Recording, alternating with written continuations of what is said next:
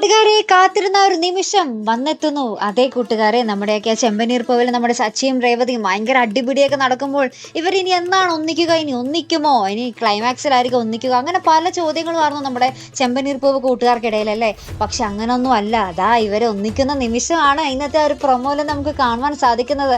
ആ ഒരു ദീപാവലി ആഘോഷങ്ങളും സന്തോഷങ്ങളും ഒക്കെ തന്നെയായിട്ട് ഇന്നത്തെ ഒരു പുത്തൻ പ്രൊമോ. ഇന്നത്തെ ഒരു ചെമ്പനീർ പൂവ് പ്രൊമോ കാണുമ്പോൾ നമുക്കും ആ ഒരു എനർജി കിട്ടും. ഓ ദീപാവലി, ഓ എന്തൊരു ആഘോഷം എന്നൊക്കെ ഒരു ഫീലാട്ടോ നമ്മുടെ മനസ്സിൽ പോകുന്നത്. എന്നുവെച്ചാൽ നമ്മുടെ രേവതിയും സച്ചിയും ആ ഒരു രേവതിയുടെ വീട്ടിലേക്ക് വരുന്നു. അവിടെ അമ്മയ്ക്കും പെങ്ങൾക്കും സഹോദരനൊക്കെ ഭയങ്കര സന്തോഷമാകുന്നുണ്ട്. അപ്പൊ ആരതൊക്കെ ഒഴിഞ്ഞിട്ടാട്ടോ ഇവരെ ആ ഒരു രേവതിയുടെ വീട്ടുകാരെ രേവതിയും സച്ചിയും ആ ഒരു വീട്ടിലേക്ക് സ്വീകരിക്കുന്നത്. അങ്ങനെ നമ്മുടെ രേവതിയും സച്ചിയും അവിടെ ദീപാവലി പടക്കമൊക്കെ പൊട്ടിച്ച് ആഘോഷിക്കുന്നു. നമ്മുടെ ശ്രീകാന്തും വർഷയും അവരും അവിടെ ഭയങ്കര ആഘോഷം പടക്കം പൊട്ടിച്ചൊക്കെ നടത്തുന്നുണ്ട്. ഇപ്പുറത്താണെങ്കിൽ നമ്മുടെ രവീന്ദ്രനും ചന്ദ്രയും ശ്രുതിയും അവരും കമ്പിത്തിരിയും പടക്കവും പൊതിരിയും ഒക്കെ സകലതും ഉണ്ട്.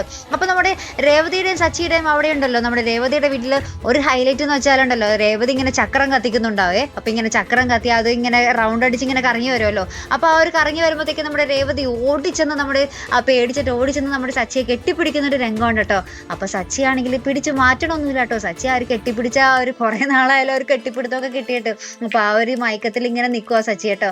അപ്പൊ അങ്ങനെ രണ്ടുപേരും ഇങ്ങനെ കെട്ടിപ്പിടിച്ച് നിൽക്കുന്ന ഒരു രംഗത്തിലാണ് പ്രേക്ഷകരെ നമുക്ക് ഇന്നത്തെ ആ ഒരു ചെമ്പനീർ പൂവ് ആ ഒരു പ്രൊമോ അവസാനിക്കുന്നത്. അങ്ങനെ നമ്മൾ കാത്തിരുന്ന ഒരു മുഹൂർത്തം വന്നെത്തുന്നു.